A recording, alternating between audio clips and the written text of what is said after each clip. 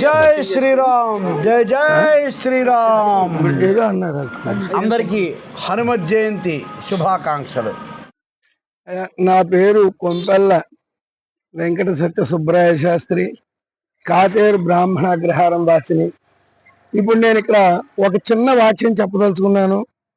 ఇది హనుమత్ జయంతిని పురస్కరించుకుని హనుమంతుని యొక్క విజయోత్సవ ర్యాలీ అనే పేరుతోటి అగ్రహారంలో తలపెట్టినటువంటి మహోత్కృష్టమైనటువంటి ధర్మ ప్రస్థానానికి సంబంధించిన అంశం. రాజమహేంద్రవరం రూరల్ కాతేరు హనుమంతుని విజయోత్సవ ర్యాలీ నుండి అసలు హనుమంతుని విజయోత్సవ ర్యాలీ అంటే ఏమిటి? హనుమత్ జయంతి ఏమిటి? రావు గారి బిల్డింగ్స్ అంటారు. ఆ ప్రాంతంలో ఉన్న అభయాంజనేయ స్వామి గుడి నుండి, అదేవిధంగా కాతేరులో ఉన్న దేవాలయాలను కూడా సందర్శిస్తూ మొత్తంగా హనుమత్ జయంతిని పురస్కరించుకుని ఒక భారీ బైక్ ర్యాలీ నిర్వహించడం జరిగింది. ఇందులో భక్తులందరూ స్వచ్ఛందంగా పాల్గొన్నారు. అసలు ఈ హనుమత్ జయంతి ఏమిటి, చైత్ర శుద్ధ పున్నమి నాడుకి హనుమంతుడికి ఉన్న సంబంధం ఏమిటి అనే విషయాన్ని బ్రహ్మశ్రీ సుబ్రహ్మణ్య శాస్త్రి గారు వివరించారు. అలాగే ఇంకా మిగిలిన వాళ్ళందరూ కూడా మన ఇటువంటి ర్యాలీలు అవి చేసుకోవాల్సిన ఆవశ్యకత ఏంటనే విషయాన్ని కూడా వివరించారు. అయితే బుద్ధిర్బలం యశోధైర్యం నిర్భయత్వం అరోగతాం అజాడ్యం వాక్పటుత్వం చ హనుమత్ స్మరణాన్ లభేత్ అని చెప్పబడింది. అంటే బుద్ధి, బలము, యశస్సు, ధైర్యము, అరోగత అంటే రోగం లేకపోవడం, అజాడ్యం అంటే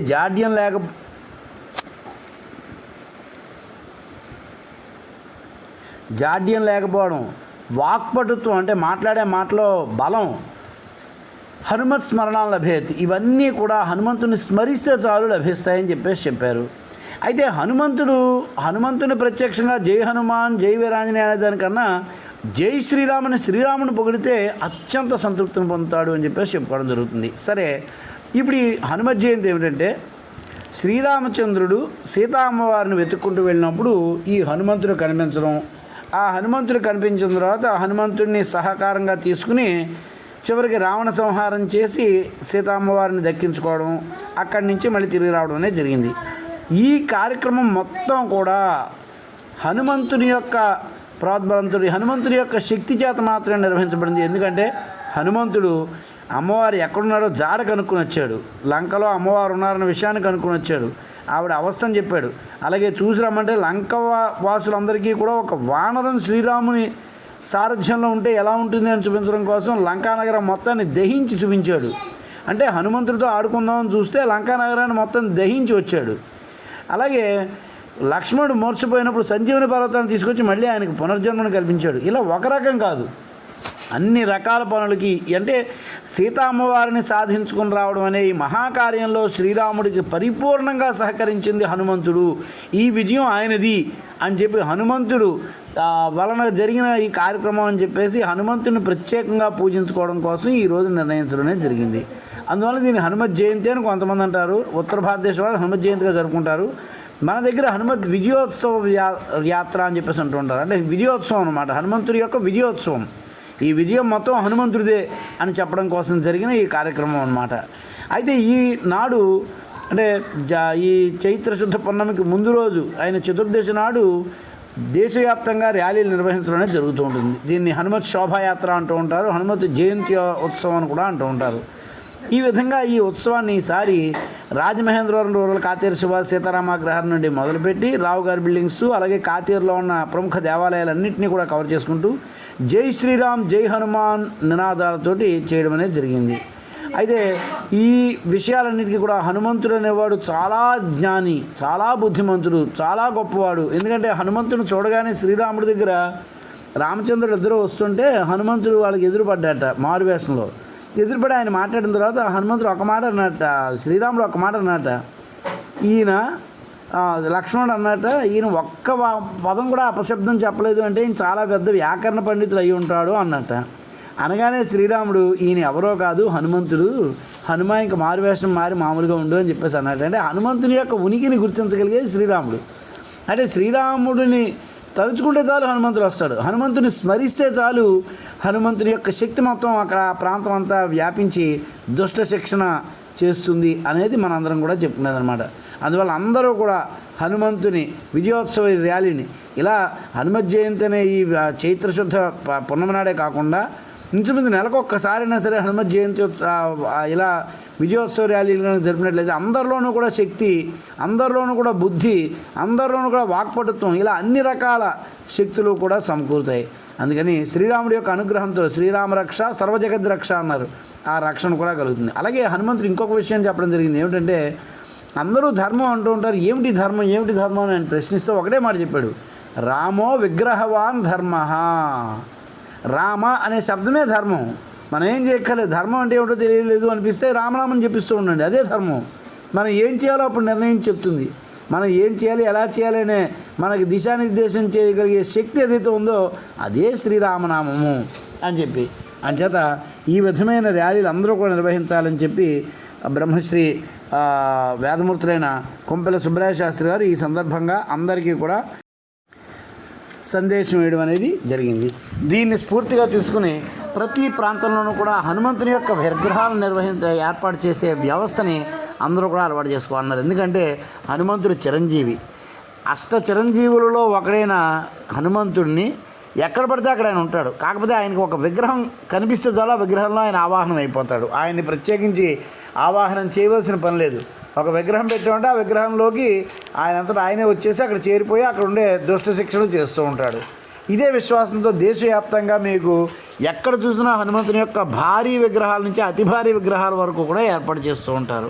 అయితే దురదృష్టవశాత్తు మన భారతదేశంలో హనుమంతుని యొక్క విగ్రహాలను ఏర్పాటు చేసేది ఎప్పుడు కూడా ప్రజలే. మన ఈ అగ్రహారంలో ఈ హనుమంతుడిని ఆయన ఎదురకుండానే శ్రీకృష్ణ పరమాత్మని ఇద్దరినీ కూడా రోడ్డుకి ఇరువైపులా కూడా స్థాపించడం అనేది జరిగింది. ఈ రెండు కూడా అంటే ఇక్కడికి వచ్చేసరికల్లా మనందరికీ ఒక రకమైన శక్తి, ఒక రకమైన అభయం కలిగించే విధంగా ఆయన ఉన్నాడు. అలాగే ప్రసన్నమూర్తిగా శ్రీకృష్ణ పరమాత్మ ఇక్కడ రెండు కూడా ఉండడం జరిగింది. అందువలన ప్రతి ఒక్కళ్ళు కూడా ఈ సందర్భంగా ఒక సంకల్పం చేసుకుని ఎక్కడైనా నేను నెలకు ఒక్కసారైనా కనీసం హనుమంతుని యొక్క శోభయాత్ర నిర్వహిస్తాము, రామనామ సంకీర్తన చేసుకుంటూ వెళ్తే హనుమంతుడు వచ్చేస్తాడు. హనుమంతుడు ఎక్కడ ఉంటాడయ్యా అంటే రామనామ సంకీర్తనలో ఉంటాడు ఆయన. అలాగే ఓ విగ్రహం పెడితే ఆ విగ్రహంలోకి వచ్చేస్తాడు ఆయన. అంచేత చేసి ఈరోజు మనం స్నానం చేస్తూ ఉంటాం కదా, మనకి ప్రపంచంలో వేరే ఎవరికీ లేనన్ని పండుగలు మనకు ఉన్నాయి ఏడాది పొడుగునా. ఇన్ని పండుగలు ఉన్నప్పుడు మన ధర్మం మన మతం ప్రపంచం మొత్తం మీద పటిష్టంగా ఉండాలి. ఎందువలన? ఎందుకంటే జరగవలసిన కార్యాలు జరగకూడని కార్యాలు ఎప్పుడు కూడా లోకంలో జరుగుతూ ఉండడం అతి సహజం. జరగకూడనివి జరుగుతూ ఉన్న వాటి వల్ల వచ్చేటువంటి వాటికి పరిహారం మన యొక్క కర్తవ్యం. ఇవి నిర్వహించుకుంటూ పోవాలి అంటే అడుగు అడుగున ప్రతి సందర్భానికి ఏదో ఒక నెపంతో ఒక ఉత్సవం అనేది ఉండాలి. అలాగా మనకి ఏడాది పొడుగునా పండుగలు ఉన్నాయి. రేపు హనుమాన్ జయంతి. హనుమాన్ జయంతి అనగానే కూడా మనం ఎన్నో విషయాలు గుర్తు తెచ్చుకుంటాం. ప్రతి దేవతలోనూ ఉండేటువంటి కొన్ని సామాన్యమైన విశేషాలు, ఉమ్మడిగా ఉన్నటువంటి విశేషాలు, అవే విశేషాలని ఏ పండగ ఏ దైవానికి సంబంధించినటువంటి విశేషం వస్తుందో దాన్ని ఆ పరంగా మనం చెప్పుకుంటాం. చెప్పుకోవడం ద్వారా మనల్ని మనం ఉత్సాహవంతం చేసుకుంటాం. మన కర్తవ్యంలో మనం తిరిగి కొత్త ఉత్సాహంతో మనం ఉండగలుగుతాము. ఆంజనేయ స్వామి వారు అనగానే మనకి సుందరకాండ ఎక్కువ గుర్తు తెచ్చుకుంటాం. ఆయన కొన్ని చోట్ల అంత బలవంతుడు, ఆయన కొన్ని చోట్ల తగ్గారు, కొన్ని చోట్ల ఆయన నేనేంటనేది నిరూపించారు. అంటే మన పని చేసేటప్పుడు మన యొక్క ప్రధానమైన ఆశయం ఏముండాలంటే పౌరుషాలకి కొన్ని చోట్ల పోవాలి, కొన్ని చోట్ల పౌరుషానికి పోకూడదు. మన పనిలో మనం గుర్తుపెట్టుకోవాల్సిన అవసరం మన యొక్క అంతిమ లక్ష్యం, ఈ పని యొక్క అంతిమ లక్ష్యం ఎలా నెరవేరాలి, అలా నెరవేరడం కోసం ఏ వ్యూహం అనుసరించినా తప్పు లేదు అనేది ఆంజనేయ స్వామి వారు సముద్ర మదనంలో చేరుకున్నటువంటి ఘట్టంలో మనకి ఇచ్చినటువంటి సందేశం. ఈ రోజున మన హిందూ ధర్మం అనేక సవాళ్ళను ఎదుర్కొంటోంది. ఒకప్పుడు ఇతర జాతులు ఎవరో ఒక మనిషిని దైవంగా చూపించి దైవం పేరు చెప్తే మనిషిని లొంగుతాడు. దైవం వంకతోటి మనల్ని ఈ సాయిబాబాలు ఇలాంటి వేరు వేరు వ్యక్తులను చూపించి మన ధర్మానికి వ్యతిరేకంగా మనల్ని తయారు చేసే విధంగా కూడా ఎన్నో కుట్రలు జరిగాయి. స్వతంత్ర భారతదేశంలో ఎన్నో కుట్రలు చేసి మన హిందూ ధర్మాన్ని నానాటికి అలాగా బలహీనం చేయడం కోసం ప్రయత్నాలు చేస్తున్నారనే విషయాన్ని బ్రహ్మశ్రీ పారుపల్లి నరసింహారావు గారు వివరించడమే జరిగింది. అలాగే శ్రీ పారుపల్లి వారు మాట్లాడుతూ ఆయన చెప్పింది ఏంటంటే, ఆంజనేయ స్వామి అనేది ఒక ధైర్యం, హనుమంతుడు అనేది ఒక ధైర్యం, ఆయన పేరుని తలుచుకుంటే చాలు మనకు ధైర్యం వస్తుంది అనే విషయాన్ని ఆయన ప్రత్యేకంగా చెప్పారు. అందువల్ల ప్రతి ఒక్కళ్ళు హనుమంతుని యొక్క స్ఫూర్తిని మనసులో ఉంచుకొని వారి యొక్క హిందూ ధర్మాన్ని రక్షించుకునే ప్రక్రియలో ఎట్టి పరిస్థితుల్లో మేము దేనికి తగ్గము, అందరం మేము సంఘటితంగా ఉంటాము అని అందరూ కూడా సంఘటితమై అవసరమైతే ధర్మానికి వ్యతిరేకంగా వచ్చే వాళ్ళని ప్రతిఘటించే శక్తిలాగా మారాలని చెప్పి కూడా అందరికీ సందేశం ఇచ్చారు. ఇలాంటి విజయోత్సవ ర్యాలీలు, విజయోత్సవ సభలు మరెన్నో నిరంతరం జరుగుతూ హిందూ ధర్మం పైన ఈరోజు ఇష్టం వచ్చినట్లు మాట్లాడుతున్నా, ఎందుకంటే దేవుడు ఎవరిని వదలట్లేదు. హిందూ ధర్మం మీద అనుచితంగా ప్రవర్తించిన గతంలో కత్తి మహేష్ అనేవాడు శ్రీరాముడి మీద అనుచితమైన వ్యాఖ్యలు చేసి చెలరేగిపోయాడు, రోడ్డు ప్రమాదంలో చనిపోయాడు. ఇటీవల మనకి ఒక పాస్టర్ గారు ఇలాగే ఇష్టం వచ్చినట్లు చెలరేగిపోయాడు, చివరికి రోడ్డు ప్రమాదంలో తెప్పతాగి రోడ్డు ప్రమాదంలో చాలా దారుణంగా చనిపోవడం అనేది జరిగింది. అయితే దైవం ఆగ్రహించేదాకా ప్రవర్తించకుండా కొంత మనం కూడా వాళ్ళని ప్రతిఘటించేలాంటి వ్యవస్థ చేయాలని ఈ విధంగా అందరికీ సందేశం ఇవ్వడం అనేది జరిగింది. ఈ కార్యక్రమంలో చిన్నపిల్లల దగ్గర నుంచి పెద్దవాళ్ళ దాకా, ఆడవాళ్ళు, మగవాళ్ళు, ముసలివాళ్ళు అందరూ కూడా స్వచ్ఛందంగా పాల్గొని అందరూ జై శ్రీరామ్ నినాదాలతోటి ఎంతో ఉత్సాహంగా ఈ కార్యక్రమాన్ని నిర్వహించడం జరిగింది.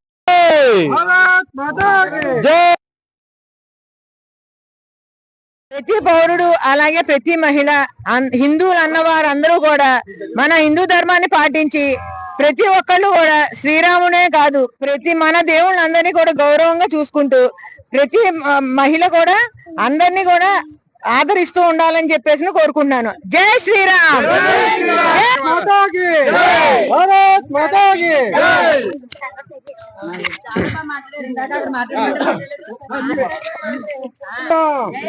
జై శ్రీరామ్, భారత్ మాతా కీ జై. మనకి రాముడు ఎందుకు ఆదర్శ పాత్రుడు, ఎందుకు ఆదర్శనీయము అని అంటే, రాముడు ఎక్కువ ఎవరు మానవులు ఎందుకు ధర్మాత్ముడు రామో విగ్రహాన్ ధర్మ అని చెప్పింది ఒక రాక్షసుడు. రాక్షసుడు అంతటి వాడు కూడా రాముడు ఎంత ధర్మాత్ముడు, చాలా ధర్మాత్ముడు, రాముడి జోలికి వెళ్ళవద్దు, అది ధర్మ స్వరూపము, ధర్మము ఎలా ఉంటుంది విగ్రహంగా దాన్ని పోస్తే రాముడిలా ఉంటాడు అని ఒక రాక్షసుడు చెప్పాడు. అంతటి వాడు ఆ ధర్మం గురించి ఎలాగా ధర్మం యొక్క విశిష్టత తెలపడానికి రాముల వారి అవతారం వచ్చింది.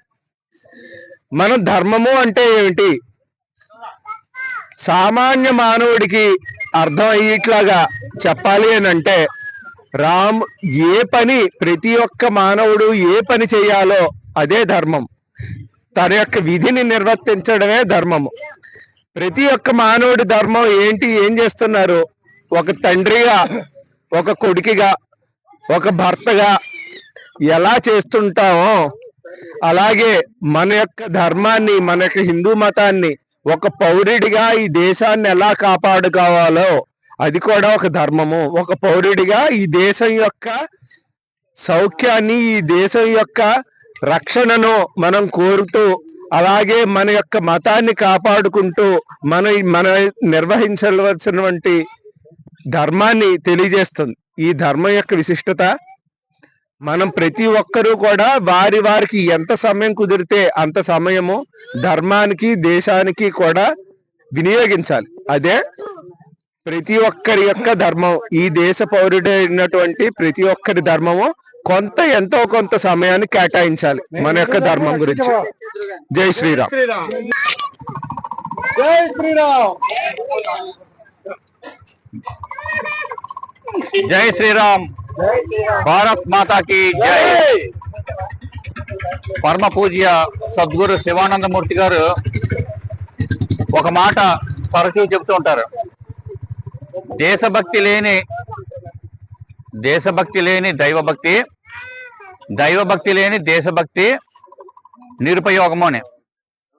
అంటే ఒక మనిషికి దేశభక్తి దైవభక్తి రెండూ ఉండాల్సిందే. ఎందువలన దేశం బలంగా ఉండాలి అంటే మనం బ్రహ్మతేజాన్ని దారిపోయాలి.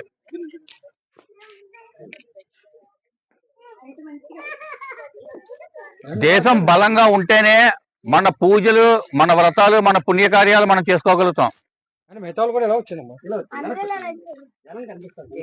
ఒకదాని వలన మరొకటి బలోపేతం అవ్వాలి. మనం ఒకరోజు స్నానం చేసి 4 గోడల మధ్యలోనే ఉండి బయటకు రాకపోయినా కూడా మళ్ళీ మరుసటి రోజు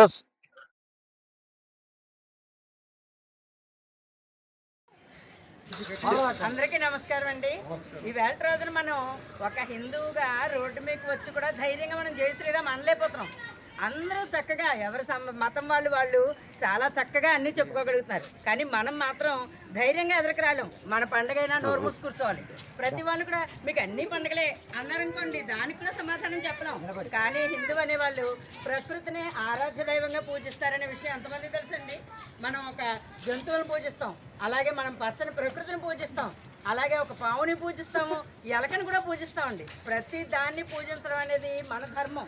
అంటే అందరినీ సమానంగా చూడాలి అనేది మన భావన. దీన్ని అందరూ గ్రహించినట్లయితే అసలు ఈ బాధలు గొడవలు అనేవి ఉండవండి. ఈ వేళ రోజున అందరూ మనం ఎప్పుడు కూడా ఇంట్లో కూర్చునే పూజ చేసుకునే వాళ్ళం, కానీ వేళ రోజున బయటకు వచ్చి చెప్పాల్సి వస్తుంది. దీనికి కారణం ఏంటి? మన పరిస్థితిని మనమే తగ్గించుకోవడం. కాబట్టి హిందువైన ప్రతి ఒక్కళ్ళు కూడా నేను హిందువు, నేను గర్వంగా చెప్పుకునే రోజు రావాలండి. అలా వచ్చిన రోజునే మన హిందూ ధర్మం నిలబెట్టండి. నమస్కారం అండి. జై భవానీ. జై జై భవానీ. భారత్ మాతా కీ జై. ఏమండి ఈ మధ్య అందరూ చూడొచ్చు, కానీ ఈ యూట్యూబ్లో వచ్చి మీరేం ఎలా చేస్తారా అంటే మీరు చికెన్ తింటారా అని ఎప్పుడు అడుగుతుంది. అలాంటి వాళ్ళందరినీ చెప్పులు వేసుకుని కొట్టినా కూడా తప్పేం లేదు. అదేనండి వీడియో. అలాగే ఇదే సందర్భంగా కాతేరు సెంటర్లో ఉన్న హనుమంతుడి విగ్రహం వద్ద, అంటే అమ్మవారి గుడి దగ్గర హనుమంతుడి విగ్రహం, భారీ హనుమంతుడి విగ్రహం పెట్టడం జరిగింది. అక్కడ ప్రముఖ scientific officer, atomic minerals director scientific officer అయిన బ్రహ్మశ్రీ కొంపల రామకృష్ణ శర్మ గారు ఇదే విషయాన్ని మళ్ళీ ఇంకోసారి చెప్పారు. హనుమంతుడికి సంబంధించిన, హనుమంతుడు అంటే శక్తికి మారు రూపం. మనకి ఎప్పుడైనా అభయం కావాలి అంటే హనుమంతుని తలుచుకోవాలి. హనుమంతుని తలుచుకుంటే ఆ విగ్రహం చాలు మనలో ఎంతో ధైర్యాన్ని నింపుతుంది అని పరాశరుల వారు కూడా, రామాయణం అంతా వాల్మీకి వారు వీళ్ళందరూ రకరకాలుగా వివరిస్తే పరాశరుల వారు ప్రత్యేకించి హనుమంతుడి గురించి ఆయనే స్వయంగా వివరించారు. పరాశర సంహితలో పరిపూర్ణంగా హనుమంతుడికి సంబంధించిన వివరాలన్నీ కూడా వివరించారు అనే విషయాన్ని ఈ సందర్భంగా ఆయన గుర్తు చేశారు. అందువలన ప్రతి ఒక్కళ్ళు హనుమంతుడిని కనుక తలుచుకున్నట్లయితే ఎక్కడ లేని ధైర్యము వాళ్ళకు వస్తుంది. అలాగే అజాడ్యం, వాక్పటుత్వం ఇవన్నీ కూడా కలిగి మనం అన్ని కార్యాల్లోనూ కూడా దిగ్విజయం సాధించగలుగుతామని ఈ విధంగా ఆయన సందేశం ఇచ్చారు. అందువలన ప్రతి ఒక్కళ్ళు కూడా ఖచ్చితంగా విధిగా హనుమంతుడిని మాత్రం స్మరిస్తూ ఉండాలని, ఊరున వాడల హనుమంతుడి విగ్రహాలను పెట్టి, విగ్రహాలను ప్రతి చోట్లోనూ కూడా కనీసం వారానికి ఒక్కరోజు మంగళవారం నాడైనా సరే వచ్చి అందరూ సంఘటితమై హనుమంతుడికి సంబంధించిన భజనలు, సంకీర్తనలు చేసుకున్నట్లయితే మనకి ఆ హనుమంతుడి యొక్క, శ్రీరాముడి యొక్క రక్షణ అందరికీ లభిస్తుంది. శ్రీరామ రక్ష సర్వజగద్ రక్ష అంటారు. ఆ రక్షణ మనందరికీ లభిస్తుందని ఆయన ఈ విధంగా ఉద్ఘాటించారు.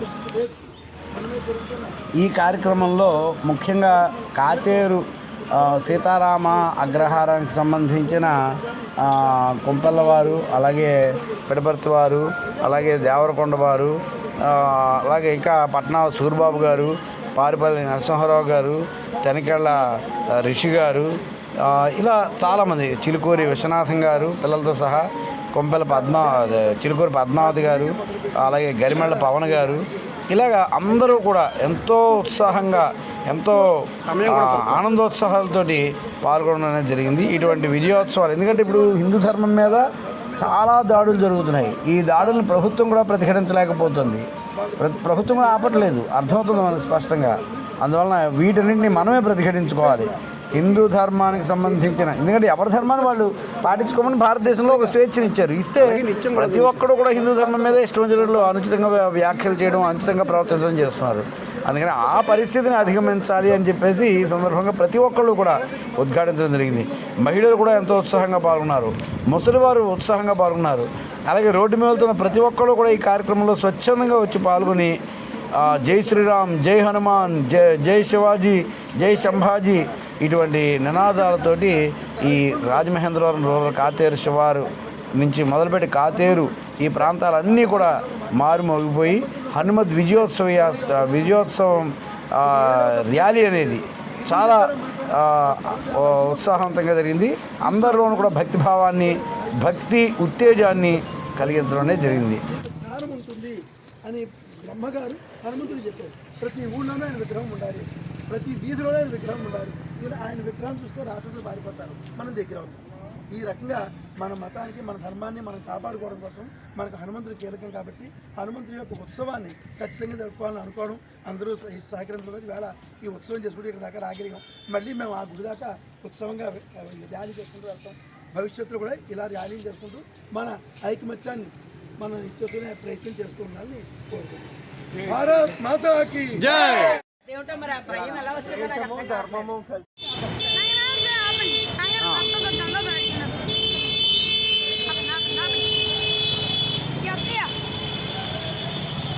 అది పట్టుకోవాలా, పడిపోతుంది మనే. అదో దానికి తోసే, అది చూసుకుంటూ ఉండు. పట్టుకో పట్టుకో, ఇది ఎలా పట్టుకుని చూసుకోండి. పాలు తెచ్చింది. జై శ్రీరామ్, జై భవానీ, జై భవానీ, హర హర మహాదేవ్. జై శ్రీరామ్, జై శ్రీరామ్, జై భవానీ, జై జై భవానీ, జై శ్రీరామ్, జై జై శ్రీరామ్, జై పార్వతీ పదయే, హర హర మహాదేవ్. జై శ్రీరామ్, జై శ్రీరామ్, జై శ్రీరామ్.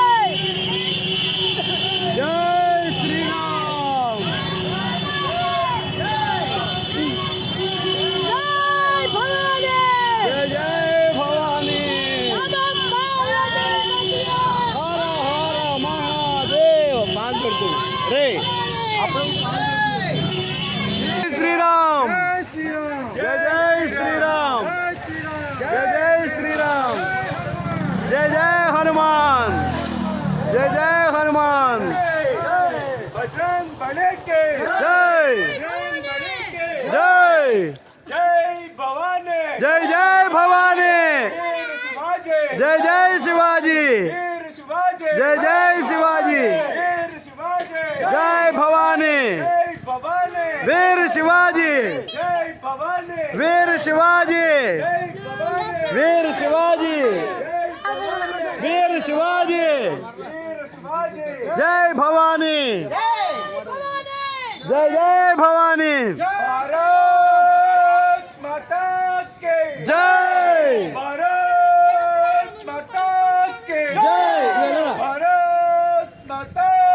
జై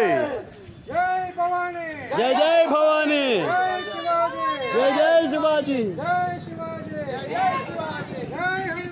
జై జై హనుమాన్ జై జై హనుమాన్ జై జై జై జై హనుమాన్ జై జై హనుమాన్ జై జై శ్రీరామ్ జై జై శ్రీరామ్ జై జై జై జై జై జై శ్రీరామ్ జై జై శ్రీరామ్ జై జై శ్రీరామ్ జై జై శ్రీరామ్ జై జై శ్రీరామ్ జై జై హనుమాన్ జై జై హనుమాన్ జై జై హనుమాన్ జై హనుమాన్ జై హనుమాన్ జై జై జై జై జై राम लक्ष्मण जान के జై బోలో హనుమాన్ కి राम लक्ष्मण जान के జై బోలో హనుమాన్ కి राम लक्ष्मण जान के జై బోలో హనుమాన్ కి राम लक्ष्मण जान के జై బోలో హనుమాన్ కి भारत माता के జై भारत माता के జై भारत माता के జై నమ పార్వతీ పదయే శంభో శంకర శంభో శంకర శంభో శంకర శంభో శంకర శంభో శంకర శంభో శంకర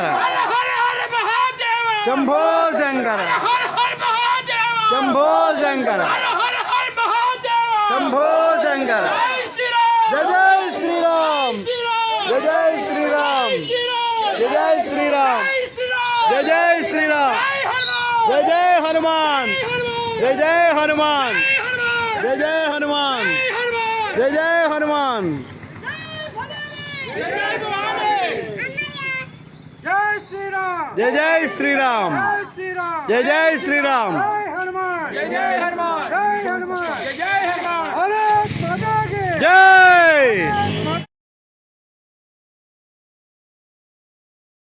చెప్పే జ్యోతి నువ్వు ఆగరా నువ్వు ఆగరా. జై శ్రీరామ్ జై శ్రీరామ్ డౌన్ జై జై భవానీ డౌన్